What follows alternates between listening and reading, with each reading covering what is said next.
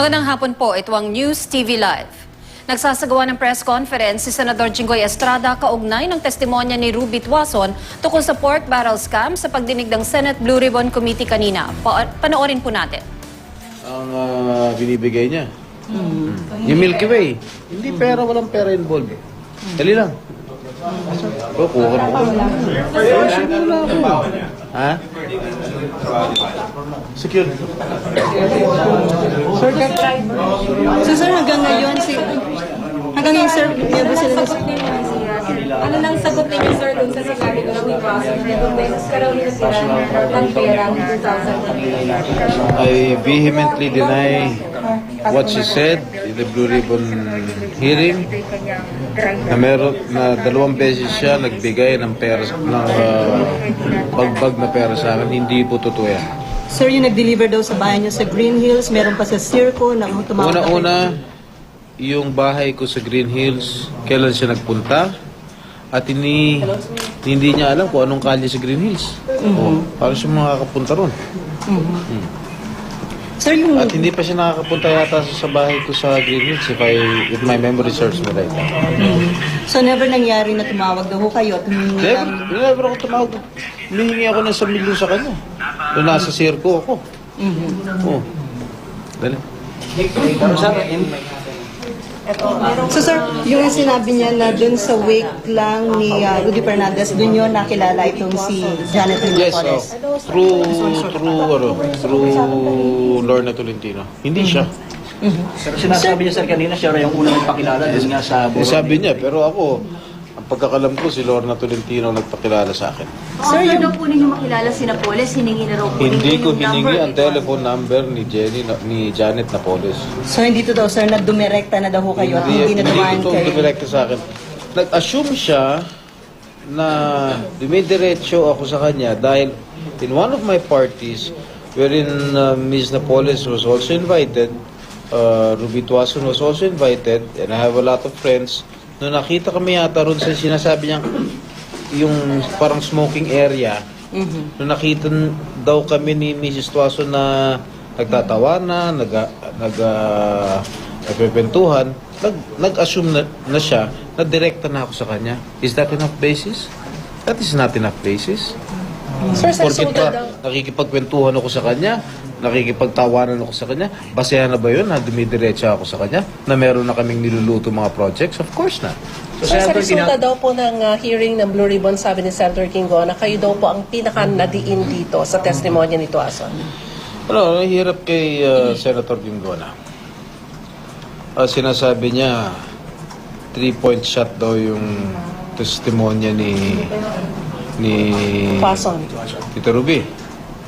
Ang masasabi ko lang sa kanya, ang pag-handle ng Blue Ribbon Committee, dapat siya ang ma-charge ng offensive foul.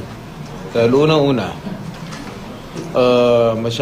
masyado niya inuhusgahan yung testimonya ni Tito Ruby na wala pa namang basihan. Pangalawa, nambabalya siya ng mga kapwa ni Senador para lang makashoot siya sa magang pampolitika. Siguro ito si Senator Gingona, I cannot also blame him dahil he might want to improve his further ratings next election. Maybe from number 12, siguro gusto niya maging number 11. Sir, sabi Pero sir, bullseye daw, sabi ni Senator Miriam. Well, si Senator Miriam has her own opinion. She being a lawyer, she has the right, no? And that is her own opinion. I, not being a lawyer, I also have the right to express my own opinion. But I will not debate with her. Siyempre, magaling na abogado yan, nire-respeto natin yan. Sir, paano sasaktan, sir, kay Senator Miriam? Di ba matagal nyo rin family? Okay lang, yun ang opinion niya. Wala tayong magagawa. Sir, kaya daw baka kayo ang tinarget na makilala ni Napoles dahil may established reputation daw na pagiging corrupt ho yata. Kayo ni Enrile, sabi ni Senator Miriam. Ano? Parang... That I cannot accept. I have never been accused. Pero lang nung kinasuhan ako ng plunder ng 10 years ago. But eventually I was acquitted because wala namang ebidensya sila laban sa akin. Senator, borado na daw yung mga CCTV, yung copy ng mga Dali lang. footages ng CCTV.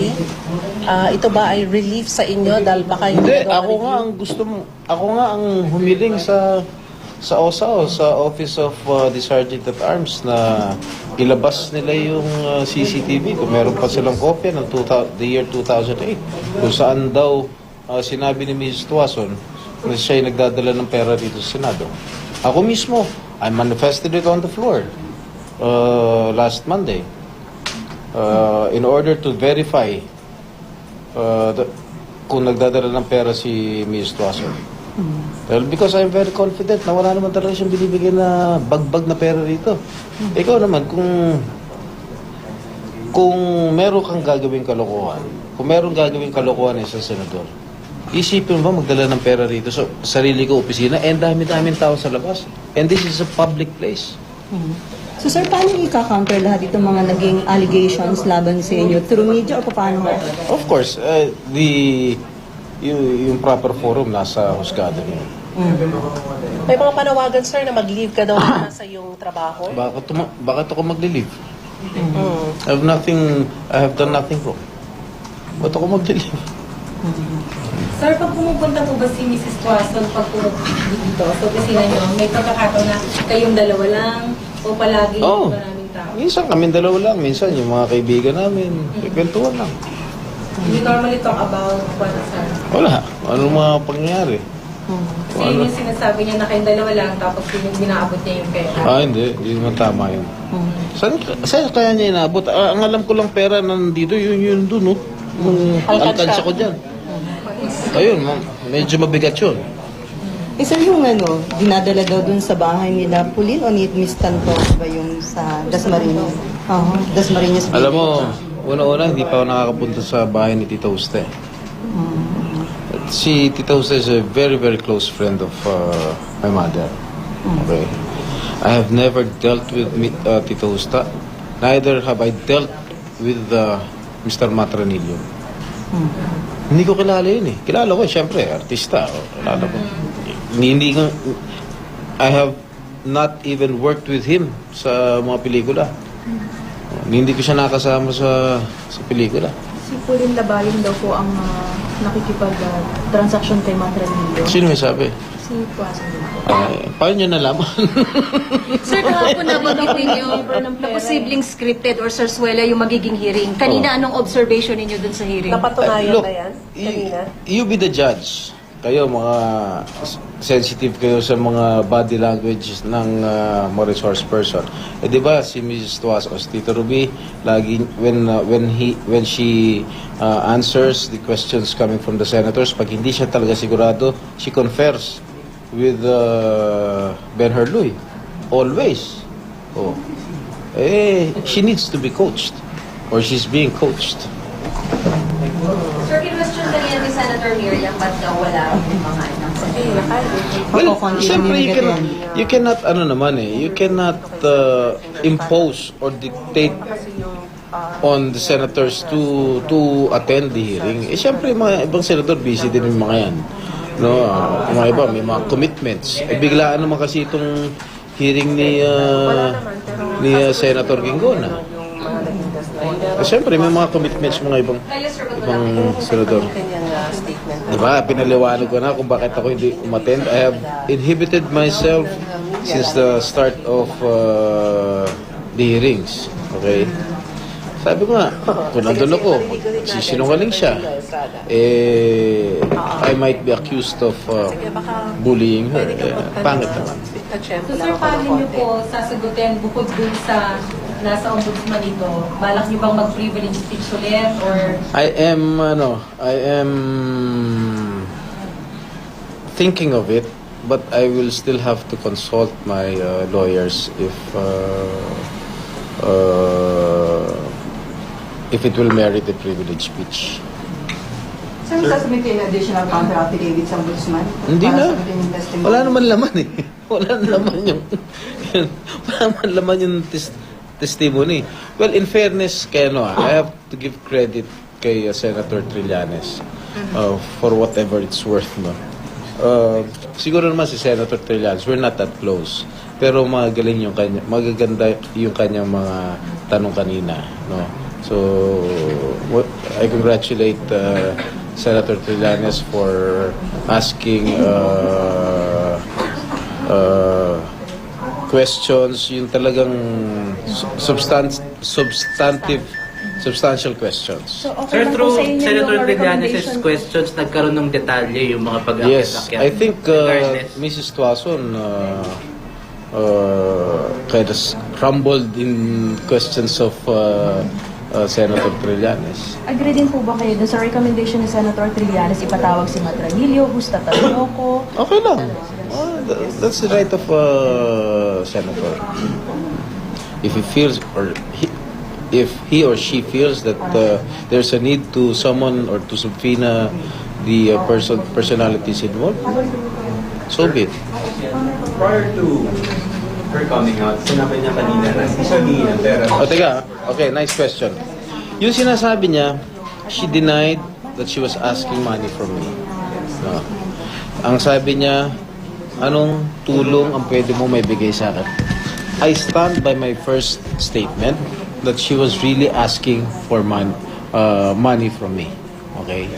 I called her up. It's true that I called her up, and she admitted that I called her up. Kinukumusta ko siya, but at the end of our conversation, ganito ang pagkasabi niya.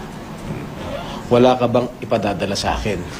So, syempre, ano may ipadadala? Di ba pera yun? Alam naman sandwich yun. No? Okay, layo-layo yan. Daming pagkain doon sa Amerika. No? Syempre, ang isip ko, pera. Ba't ka naman humihingi ng pera? Ang dami-dami mong pera eh. Paano ka tutulungan? Kaya pareho tayo may kaso. Pero Ayun. sabi sila nito, paano feeling niya, sir, yung- kung matutulungan mo daw ba siya? Yun ang term. Hindi ganon ang pagkasabi niya. Wala ka bang ipadadala rito? Those were the exact words that she told me. Ha? Sabi ko, wala akong padadala sa'yo. Ang dami pero wala naman akong pera, tsaka pareho tayo may kaso. Oh. And then what was the reaction, sir? Wala, di siya kumigo. Doon nag-umpisa na ang pagtampo sa akin. That's what I feel. Kaya siya lumabas dahil Nakonsensya. iyang alitan na yan or Naging emotional pa siya. Lalo na nung mapanood daw yung Yolanda. Alam mo, Yolanda. I'm sorry to say, but this is what I felt when I was watching her on TV. No? Nung sinabi niya, she felt devastated seeing the victims of Yolanda. Alam mo, Tito Ruby, kahit kailan hindi ka naman tumulong sa mga mahirap. Eh. Nung bagyong Undoy, nandito ka pa noon. Kahit isang sandwich ba nagbigay ka sa mga mahirap? Kaya wag mo nang gagamitin yung mga nabiktima ng Yolanda. Ako, nanggaling ako sa Amerika. Tumuloy ako doon sa Leyte para tulungan yung ating mga kababayan sa Yolanda. Without any fanfare, without any media. Pero ikaw ba, sasabihin mong, I feel sorry, nakita ko yung mga biktima ng bagyong Yolanda. Nung Undoy nga, hindi ka nga tumulong eh. Hindi ka pa nga nakakapunta sa mga depressed areas. Dahil nandidiri ka. Tito Ruby naman, So sir, hindi yun yung magpakatao naman tayo rito. hindi yun yung pagkatao niya? Hindi yun ang Sa pagkatao. pagkakaalam niya? Hindi yun ang pagkatao. Ano mo ba siya? Ano bang pagkatao niya, sir? Aristokrata. Kasi Elite. nagbibenta nga doon ng property to return the worth 40 million commission. Tell it to the Marines. Hello. Sir, she would rather die. Ang inyo pong napanood ay ang press conference ni Senator Jinggoy Estrada kaugnay ng testimonya ni Ruby Tuason sa PDAF scam sa Senado. Ayon kay Estrada, hindi raw totoong naghatid ng pera si Tuason sa kanya sa Senado o maging sa bahay niya. Hindi nga raw alam ni Tuason kung saan ang bahay niya sa Green Hills. Totoo raw na minsang ineskorta ng kanyang staff si Tuason pero pagkain at hindi pera ang dala nito para sa kanya. Itinanggi rin ni Estrada ang sinabi ni Tuason na direkta siyang nakipagtransaksyon kay Napoles mula 2008. Nanindigan din daw si Estrada na humingi sa kanya ng pinansyal na tulong si Tuason noong nakaraang taon. Balikan po natin ang press conference ni Senator Estrada. Ingay mo kasi. Well, I vehemently denied the statements made today by Ms. Ruby Tuazon before the Senate Blue Ribbon Committee on the so-called pork barrel scam investigation. I have said it before, and I am saying it again. I have not asked nor received any kickbacks or commissions from Mrs. Tuazon. Again, I reiterate my request to the Senate leadership to check and immediately make public the CCTV footages wherein Mrs. Tuazon allegedly delivered money to me in the basement parking of the Senate building. As to her testimony that I directly dealt with Mrs. Napoles regarding my PDAF, that is a total lie. I never had any dealings with Mrs. Napoles, either directly or indirectly regarding my PDAF allocation. It is quite obvious from Mrs. Tuazon's body language and her replies from the questions propounded on her, as well as the information shared to the committee, that she had no recollection of events on her own. As seen on live national television, she has to confer with Ben Hurluy and constantly referred to her affidavit and other papers to answer the questions from the senators. If she is really telling the truth, why can't she recall such instances from her own memory and not rely from written statement? Mrs. Tuazon is merely being fed these informations. I sympathize with her when she said that she'd rather die than go to jail.